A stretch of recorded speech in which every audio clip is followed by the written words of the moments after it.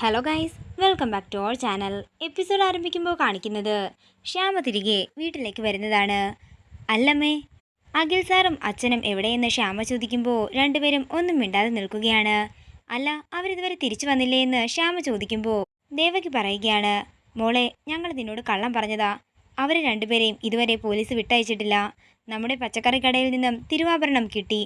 അതുകൊണ്ട് Akhil മോനെയും police arrest ചെയ്തു. അവർ രണ്ടുപേരും ഇപ്പോഴും സ്റ്റേഷനിൽ തന്നെയാണെന്ന് ദേവകി പറയുമ്പോൾ ഇതെല്ലാം കേട്ട് ഒരു ഞെട്ടലോടെ നിൽക്കുകയാണ് ശ്യാമ.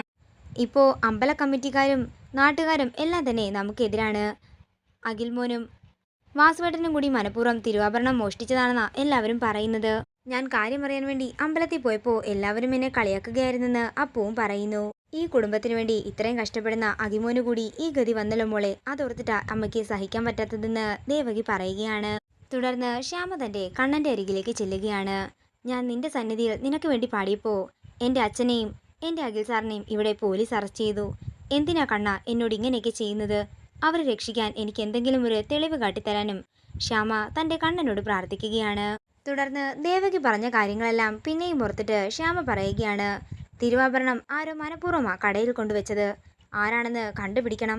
തുടർന്ന് ശ്യാമ പുറത്തേക്ക് ഇറങ്ങുന്നത് കാണുമ്പോൾ ദേവകി ചോദിക്കുകയാണ്, മോളിതെങ്ങോട്ടാ? അമ്മേ, ഇത് മനഃപൂർവ്വം നമ്മളെ ആരോ ചതിച്ചതാണ്. എന്താണെങ്കിലും ഞാൻ അഖിൽ സാറിനെയും അച്ഛനെയും കൊണ്ടേ തിരികെ വരൂ. എൻ്റെ കണ്ണൻ എൻ്റെ ഒപ്പം ഉണ്ടാകുമെന്ന് പറഞ്ഞ് ശ്യാമ വീട്ടിൽ നിന്നും ഇറങ്ങുകയാണ്. തുടർന്ന് ശ്യാമ പച്ചക്കറി കടയിലേക്ക് ചെല്ലുമ്പോൾ കട അടച്ചിട്ട് പോലും ഉണ്ടായിരുന്നില്ല. അപ്പോൾ കട അടയ്ക്കാൻ പോലും പോലീസുകാർ സാറിന് സാവകാശം കൊടുത്തിട്ടില്ല. എൻ്റെ കണ്ണ, ഞാൻ നിനക്കും അത്രയ്ക്കും പ്രിയപ്പെട്ടവളാണെങ്കിൽ ഇത് കണ്ടുപിടിക്കാൻ നീ തന്നെ എനിക്കൊരു വഴി കാട്ടിത്തരണമെന്ന് തൻ്റെ കണ്ണനോട് മനമുരുകി പ്രാർത്ഥിക്കുകയാണ് ശ്യാമ. അങ്ങനെ ശ്യാമ പ്രാർത്ഥിച്ചുകൊണ്ട് നിൽക്കുമ്പോൾ അപ്പുറത്തെ കടയിലുള്ള ഒരാൾ അങ്ങോട്ടേക്ക് വരികയാണ്. അഖിലിൻ്റെ ഭാര്യയല്ലേ, ഞാനിവിടെ ഇടയ്ക്ക് കണ്ടിട്ടുണ്ട്. എന്താണെങ്കിലും കാര്യങ്ങളെല്ലാം കഷ്ടമായി പോയി. കട ആരും അടയ്ക്കാനൊന്നും വന്നില്ലല്ലോ. ഞാൻ ഷട്ടർ ഇട്ടേനെ. പിന്നെ എന്തെങ്കിലും പ്രശ്നമായാലോ എന്ന് കരുതിയാ ഞാൻ ഷട്ടർ പോലും ഇടാഞ്ഞത്. പിന്നെ എന്താണെങ്കിലും ആരും ഒന്നും എടുത്തുകൊണ്ട് പോയി കാണില്ല. എൻ്റെ കടയിലെ CCTV ഉണ്ട്. പച്ചക്കറി കട മുഴുവനായും കാണാനും സാധിക്കുമെന്നൊക്കെ അയാൾ പറയുമ്പോൾ CCTV എന്ന് അയാൾ പറഞ്ഞതിനെ കുറിച്ച് ആലോചിക്കുകയാണ് ശ്യാമ. ചേട്ടാ, ആ CCTV ഒന്ന് ചെക്ക് ചെയ്യാൻ സാധിക്കുമോ? അതിനെന്താ, വരാൻ പറഞ്ഞുകൊണ്ട് അയാൾ ശ്യാമയും കൂട്ടിക്കൊണ്ട് കടയിലേക്ക് പോവുകയാണ്. തിരുവാഭരണം മോഷണം പോയതിൻ്റെ തലേന്നത്തെ വീഡിയോ ഒന്ന് കാണിക്കാമോ എന്ന് ശ്യാമ ചോദിക്കുമ്പോൾ അയാൾ ആ വീഡിയോ ശ്യാമയ്ക്ക് കാട്ടിക്കൊടുക്കുകയാണ്. അതിൽ വ്യക്തമായും ഐശ്വര്യയുടെ ആളുകൾ വന്ന് തിരുവാഭരണം കടയിൽ വെക്കുന്നതായി കാണുന്നുണ്ട്. ഇത് കാണുന്ന ശ്യാമ ഒരു ഞെട്ടലോടെ നിൽക്കുമ്പോൾ അയാൾ പറയുകയാണ്, അപ്പോൾ ഇവരാണല്ലേ തിരുവാഭരണം അവിടെ കൊണ്ടുവച്ചത്? നിങ്ങൾ വേഗം പോലീസിനെ വിളിക്കാൻ നോക്ക്. CI സാറിൻ്റെ നമ്പർ എൻ്റെ കയ്യിലുണ്ടെന്ന് ആ കടക്കാരൻ പറയുമ്പോൾ ശ്യാമ അയാളുടെ കയ്യിൽ നിന്ന് നമ്പർ വാങ്ങുകയാണ്. തുടർന്ന് ശ്യാമ CIയെ വിളിച്ച് തെളിവിൻ്റെ കാര്യമെല്ലാം പറയുകയാണ്. തുടർന്ന് ശ്യാമയോട് സംസാരിച്ചതിന് ശേഷം അഖിലിൻ്റെയും വാസുദേവൻ്റെയും അടുത്തേക്ക് ചെല്ലുകയാണ് CI. ശ്യാമ നിങ്ങളുടെ ആരാണെന്ന് CI ചോദിക്കുമ്പോൾ എൻ്റെ മകളാണെന്ന് വാസുദേവൻ പറയുകയാണ്. തുടർന്ന് CI പറയുകയാണ്, പച്ചക്കറി കടയുടെ തൊട്ടടുത്തുള്ള കടയിലെ CCTV വിഷ്വൽസ് പരിശോധിച്ചിട്ടുണ്ട്. വേറെ രണ്ടുപേര് തിരുവാഭരണം പച്ചക്കറി കടയിൽ കൊണ്ടുവയ്ക്കുന്നത് ആ വിഷ്വൽസിലുണ്ട്.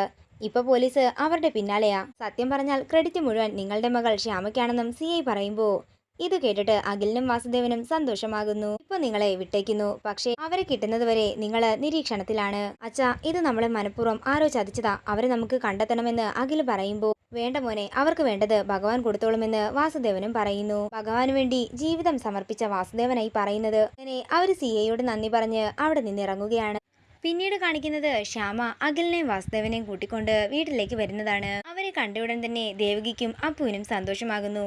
അതേസമയം അമ്പലത്തിലെ പ്രസിഡന്റ് വന്ന് അവരോട് മാപ്പ് പറയുകയാണ്. എനിക്കിതിൽ പരാതിയൊന്നുമില്ല. എൻ്റെ കണ്ണൻ എന്നെ ഒന്ന് പരീക്ഷിച്ചതാണെന്ന് ഞാൻ കരുതിക്കോളാം. പക്ഷേ എൻ്റെ അഖിമോന് കൂടി ഇങ്ങനൊരു ഗതി വന്നല്ലോ എന്ന് ഓർക്കുമ്പോഴാ എനിക്ക് വിഷമമെന്ന് വാസുദേവൻ പറയുമ്പോൾ അതൊന്നും കുഴപ്പമില്ലച്ചാ എന്ന് പറഞ്ഞ് അഖില് വാസുദേവനെ സമാധാനപ്പെടുത്തുന്നു. തുടർന്ന് CI ശ്യാമയുടെ ഫോണിലേക്ക് വിളിച്ച് കള്ളന്മാരെ തിരുനെൽവേലിയിൽ വെച്ച് അറസ്റ്റ് ചെയ്തെന്ന് പറയുകയാണ്. ഇത് കേൾക്കുന്ന എല്ലാവർക്കും സന്തോഷമാകുന്നു. പിന്നീട് കാണിക്കുന്നത് ഐശ്വര്യയാണ്. ഐശ്വര്യ തൻ്റെ കാറിൽ എന്തൊക്കെയോ തിരയുന്നതാണ് കാണിക്കുന്നത്. എൻ്റെ ദൈവമേ, എൻ്റെ 1 ലക്ഷം രൂപയുടെ ഡയമണ്ട് നെക്ലേസാ കാണാത്തത്. അരുൺ എനിക്ക് ആനിവേഴ്സറിക്ക് സമ്മാനം വാങ്ങി തന്നതാ. ഇനി ഞാൻ എന്ത് പറയും വീട്ടിൽ ചെന്നിട്ട്? ഇനി ഒരു പക്ഷേ തിരുവാഭരണം മോഷ്ടിച്ചതിന് ഭഗവാൻ എനിക്ക് ശിക്ഷ തന്നതാണോ എന്നൊക്കെ ഐശ്വര്യ ചിന്തിക്കുകയാണ്. തുടർന്ന് ഐശ്വര്യ വിസ്മയെ വിളിക്കുമ്പോൾ വിസ്മയ പറയുകയാണ്, അവർ രണ്ടുപേരും അറസ്റ്റിലായല്ലേ, ഇനി ജയിലിടിഞ്ഞാലും അവർ പുറത്തു വരില്ല.